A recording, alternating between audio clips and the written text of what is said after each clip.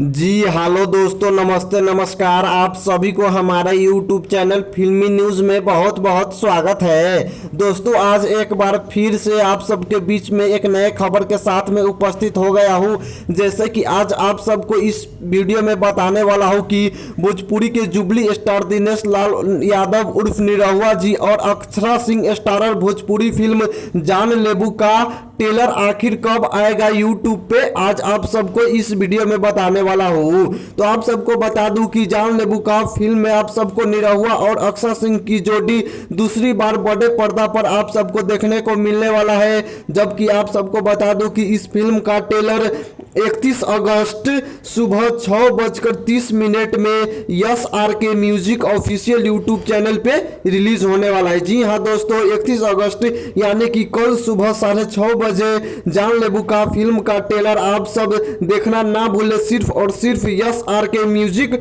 Official YouTube channel पे।